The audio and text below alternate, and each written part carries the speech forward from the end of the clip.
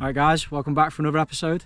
If you're new here, my name's Dave and this channel is all about outdoor adventures and exploring in my truck camper. So in this episode, I'm going to be giving you a full tour of my no-build truck camper setup. We're going to be going over the gear I bring with me, how I organise everything and some pro tips along the way. Now as you can see, I've got quite a big vehicle, but I do know from experience this setup can also work for regular car camping as well as for vans as well. So I think we'll start with the most important part of camping, and that's somewhere to sleep. So as you can see guys, on top of my vehicle I've got the TentBox Classic, which is suitable for up to 2 people, and it just pops up really easy. It'll take less than a minute to do. You've got 2 buckles at the front and the back. Once you've opened them, you just give the tent a little bit of a push and it's open. Now I've actually owned this tent for coming up to 5 years now. I've actually slept in it in all kinds of weathers, from heavy wind and rain to temperatures down to -10. Obviously the colder it is, you just need to bring some more blankets with you and a decent sleeping bag.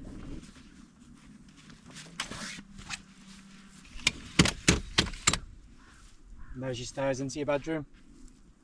And then inside, you've also got some poles just to open the window canopies up. These just slot in nice and neatly into the holes just on the bottom of the roof tent. And all you do, stretch them out, pop them in there. So you've got another window on the other side which you can do the same, but for now I'm just going to leave that side up. Let's go and take a look inside.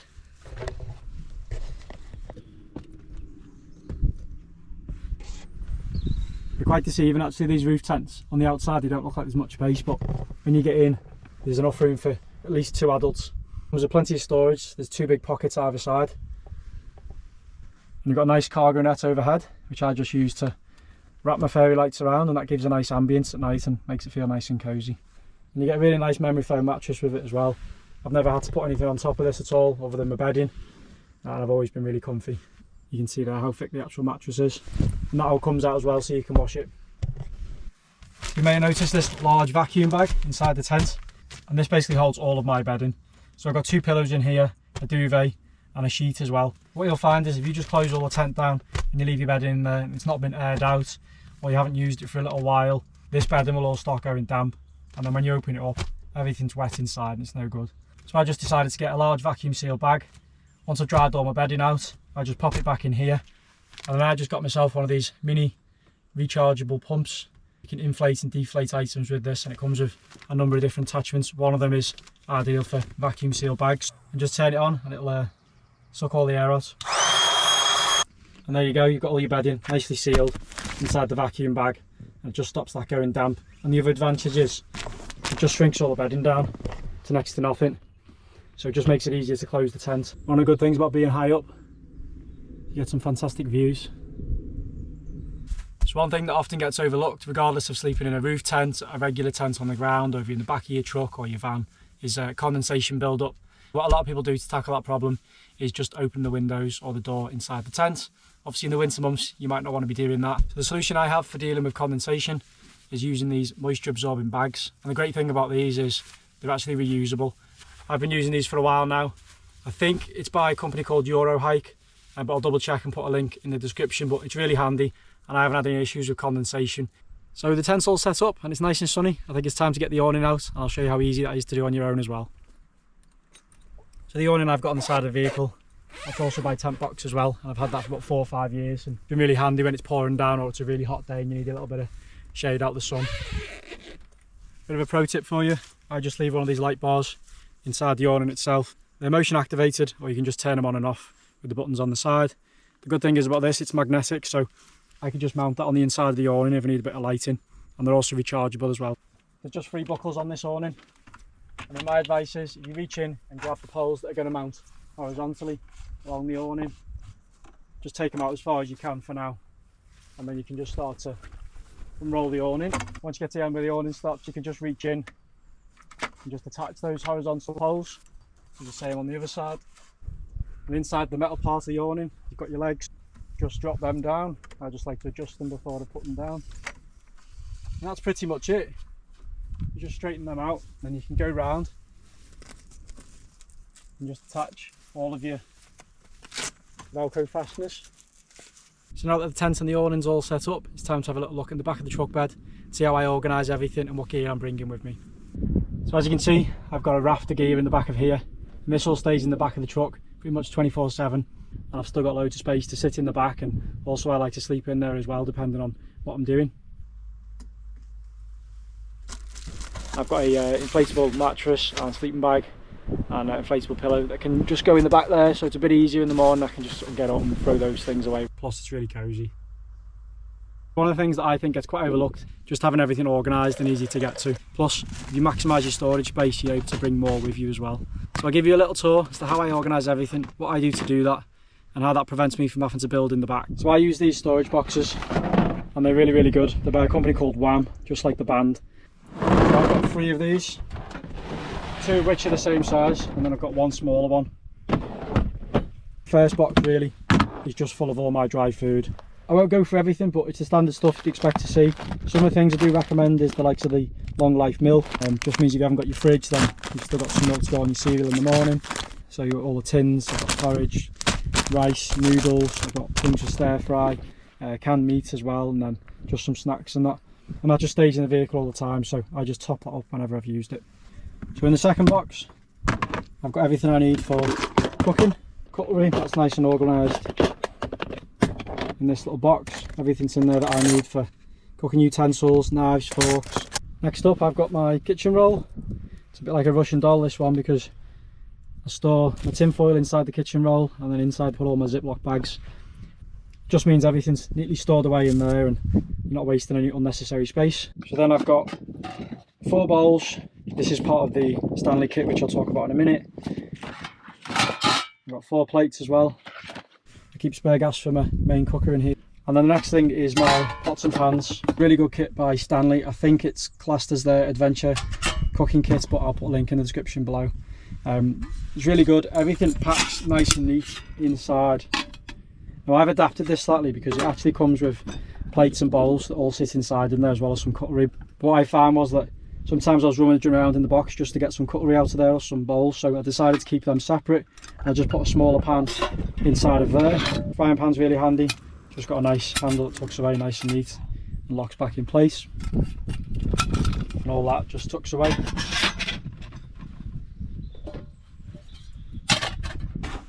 And then the next thing I've got in here is a collapsible bowl. Sometimes I use this if I've just got a little bit of washing, but I keep some washing up liquid in there and a cloth as well.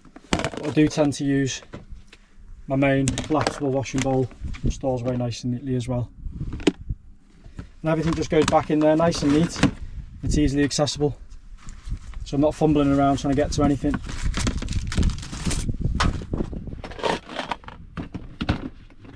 Another tip as well, I've got a chopping board and I've just attached that to the underside of the lid, just for the double-sided Velcro, and it just sits back in there nice and neat. And again, everything's organised. And then the last box I've got is just a slightly smaller one, and this is pretty much just used to hold my coffee, hot chocolate, tea, and I've got a glass jar which I just fill full of the smaller milk sachets of making tea. Pop a spoon in there, and it just means I can reach in and grab a milk. And then I've also got my jet boil, which I use to make tea and coffee, and I also cook on from time to time as well. Always keep some wet wipes in there. And I've also got some disposable bags. These come in handy as just small bin bags, to be fair, that's all I use them for. And then in this box here, I've just basically got spares. So I've got a spare washing up liquid, spare cooking oil. There's loads of sandwich bags in there as well, cloths. Use the little travel wash in case you need to do any washing. I've got a clothesline as well, which packs down really nice and small. This one's by Sea to Summit. I think it stretches out about 3 meters, so that's really handy to have that in a little bag. And then just other little odds and ends in that. And that is pretty much everything organised. And then they just slide nice and neatly back into place. The next storage item that I use is one of these foldable boxes. They're really handy. They come with loads of pockets on the outside, so you can store whatever you need in them. I just put toiletries in there, makes it easy to get to. Then you can just pop open the lid, and I just have all my clothes in there, so everything's rolled up, ready to go, and I can just reach in and pull out whatever I need, and then tuck them back in. So that's really handy, and if I need to, I can just store other items on top of that as well. This one comes with 2 compartments. You can get them with 3 or 4, but for me 2's sufficient. I've got one with all my gear in from adventures, and then this one's just full of clothes. And then in terms of other storage, I just like to use these bungee cords just to stow away my 3 camp chairs. I've got a roll mat there, which I roll out if I want to sleep in the back of the truck bed. And I've got a down blanket tucked away there as well. I always keep my fishing rod with me, and plenty of tackle. I've got a small EDC, and then I've got an inflatable pillow as well. I think using storage boxes can put people off because they feel like they've got to dig around in them, but if you organise it right and you get to items without moving everything around, it just makes it a little bit easier. Alright guys, so next up we're going to talk about what I do for water storage. I've got a couple of options. The main go-to one is this water container by NGT. I think this is a 12 litre one. I'll put a link to it down in the description. So these containers, they're really handy for storing water, but sometimes they're not as accessible as you need them to be, particularly if you're in a car or a truck or a van. You don't want to be lifting them up all the time just to empty water out. And also when you have to tip them up, you just increase the likelihood of spilling water everywhere. So my workaround on that was by purchasing a rechargeable tap. This is by the same company, NGT. Again, I'll put a link in the description. The idea initially is that this tap mounts to here and it comes with a rubber gasket. And that's great if you're just keeping this in one place and it's sitting on the floor and it's not moving. But I found that if I put it in the back of the truck bed, the tap would just fall off and then water would come out. So the workaround I had for that was by 3D printing a sleeve for the tap, and then I've siliconed that to the top of the main lid, and then inside I put a hole right through the lid, 3D printed a small tube which is just thick enough for the main tube of the tap to go through, and that just sits in there. And the good thing is it swivels around, the tap doesn't move, there's no leaks, everything's contained inside the truck. Slide that in there, I can turn the tap around whichever way I want, turn the tap on. So I've basically got water on the go there. It just saves putting in a full tank in the back of your truck or your car and then messing around with all the plumbing in as well. And the good thing about this setup is everything is removable, it's in here. So you can use your car, your van or your truck for any other means, and you're not tied to one configuration. So this works really well for me because I can just move stuff around and depending on what I'm doing. Fridges. So the one that I'm using is a 20 litre one and it's made by a company called Alpicool. Plenty of space in there, and what I really like about it is it operates on a really low wattage. Check your desired temperature. As soon as the fridge gets down to that, it'll actually turn itself off, so it's not running all day every day. It's also got an eco function on there, and you can also use the USB port to charge any of your accessories. And another good thing is it'll actually turn itself off if it detects that the power supply feeding it is actually running low. So I'm currently running this off my Jackery, which tucks neatly in the back of the truck. I just plug that in using the car charger. It just means it's a bit easier for me to flick between using the power bank to charge it or the 12 volt outlet in the back of the truck as well. And then all my accessories will also connect into the Jackery. So I will pair this with a solar panel. So I've got the Jackery 100 stored in the back of the truck.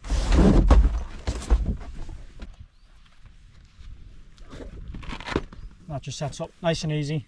And whilst the solar panel's in full sun, that's pretty much powering the fridge all day. Most of the time what I do with this is I actually lay it out flat over the top of the roof tent and just feed the cable down between the back of the truck bed and then in through the window. And that works for me. Just got to remember to take it off when I drive away. This is obviously great when it's in full sun, but if it's a really wet day or it's the middle of winter and we're not getting much sun, limited on the amount of power this is bringing in, so you just need to bear that in mind as well, which is probably why it's better to bring with you a larger size power bank as well. That way you're good for a couple of days then. I've got a table which is really easy to get to. This is just one of your basic folding camping tables, but it's also got the extendable legs on there, so the good thing is you can change the height of the table. So that's the smaller of the two sizes, and the good thing I like about this is if you have got a roof tent and it's on a pickup truck or a van and you've got extra roof space, you can actually use this as a table on top.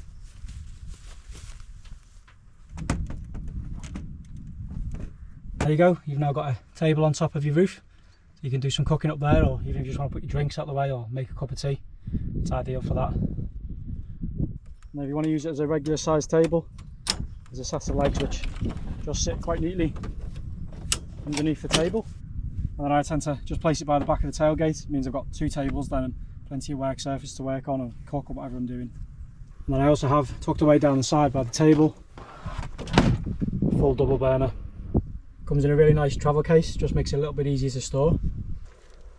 What I really like about this one is not only is it a double burner, but it also comes with a grill tray. So that's really handy if you just want to do some bacon or some sausages or some eggs. You don't want to get your pans out. You just drop it on top of there. This one's made by a company called NJ. It just runs off your standard butane cartridges, and they can just store nice and neatly inside their housings. They've got controllable heat here and some self-igniters as well, so really good, nice and compact. It comes with that nice little storage box as well.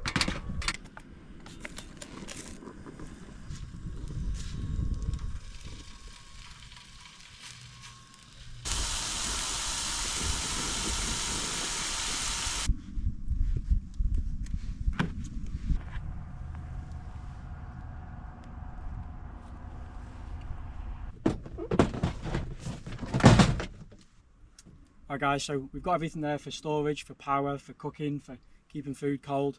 We also need to think about general hygiene as well, so I tend to bring with me pack of body wipes. Obviously all the toiletries and whatnot are in there. Then I've got a rechargeable shower. This one's by Collapse. It just packs away nice and neat inside its own little bag. Comes with a shower head attachment, and you get a rechargeable battery with it as well, and that just clips into the lead on the shower. And then you've got another attachment as well, which is more of a spray. It's also good if you've got a water container and you haven't got one of those rechargeable taps like me. Obviously the advantage with that is it's permanently fixed, whereas this is you'd have to get it out every time you wanted a drink.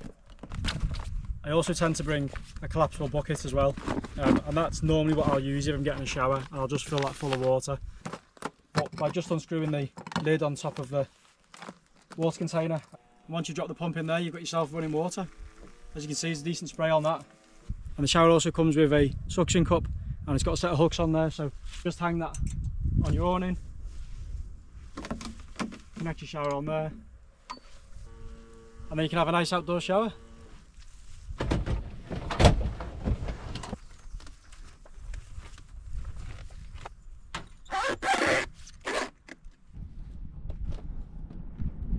Just a tip for anyone who's got a tent box or a roof tent similar to mine. It's got these bungees that pull the tent all together. If you just rest the window covers and fly nets on top of them, when you put it away, they'll get trapped in the side.